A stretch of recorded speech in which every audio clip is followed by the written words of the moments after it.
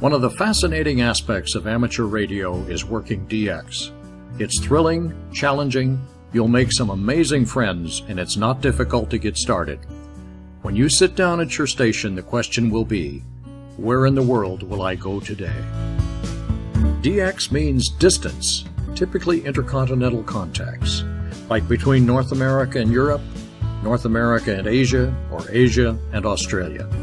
It's the thrill of those distant contacts that excites us.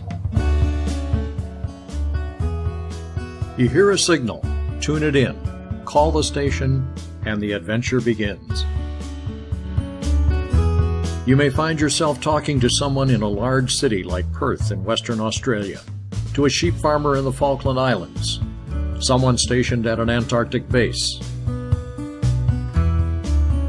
to an amateur radio operator at an old whaling station on South Georgia Island, or someone in a small village in the Kingdom of Bhutan.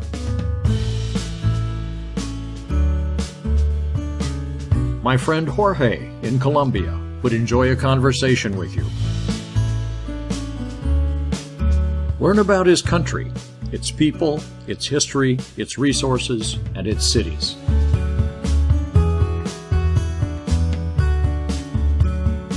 Perhaps you'll contact Nodir in Tajikistan. This is a country with one of the world's best-kept secrets, beautiful, rugged, backcountry scenery. You're likely to find amateur radio operators from Japan on the air nearly every day. My friend Hiro is likely to be one of them. Need a contact with Africa? My friend Neil would be happy to oblige.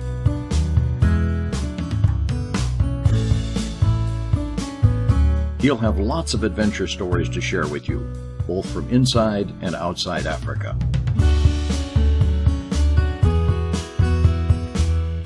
Perhaps your next contact will be with the land of the long white cloud, New Zealand. Lee, ZL2AL, would love to tell you about New Zealand.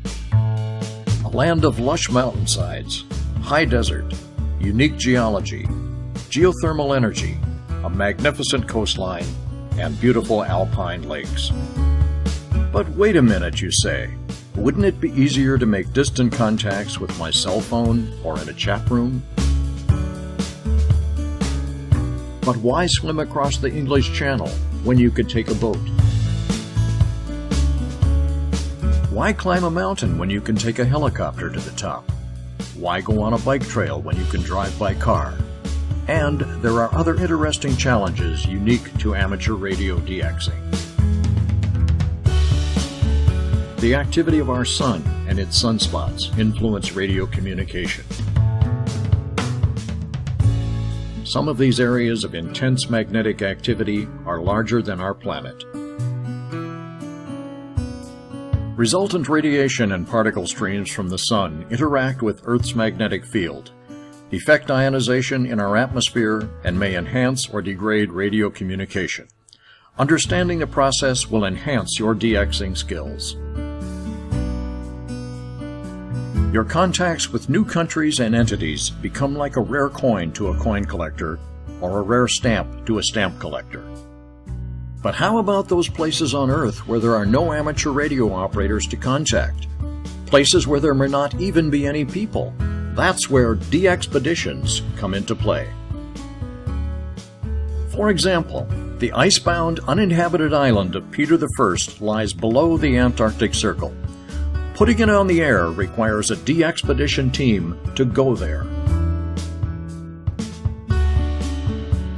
To access this island requires a helicopter to bring everything and everyone ashore. Shelters must be built and the camp established.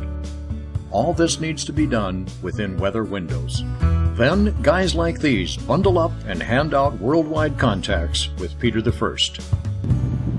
Signy Island in the South Orkneys is somewhat easier to access, but still in Antarctic Treaty territory. Once again, amateur radio operators worldwide follow the DXpedition's progress and vie for the coveted contacts. Would you like it hot? Try the steep, barren rock called Malpelo off the coast of Colombia. Getting on this rock is not easy. First you're hoisted, and then you climb. Finally, the team reaches its operating site and makes an amazing 195,000 contacts with other ham operators around the world. In January of 2014, a DXpedition team sailed from Western Australia with only seabirds for company and sunsets for variety.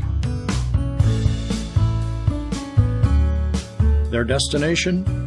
A small dot in the middle of the Indian Ocean, Amsterdam Island.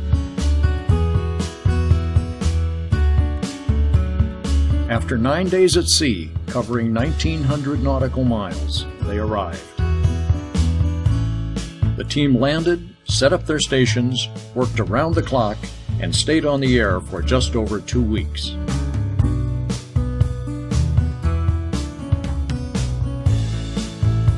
They made just over 170,000 contacts, giving many radio amateurs a new country contact. These are the 14 men who ventured to Amsterdam to hand out those contacts, and so enjoyed saying hello to old friends and making so many new friends through amateur radio and DXing. We all enjoy the chase and the challenge of DX, but what endures is the friendships we forge. Thanks to DXing and DXpeditions, we have lifelong friends all over the world. I ask you, how do you top that?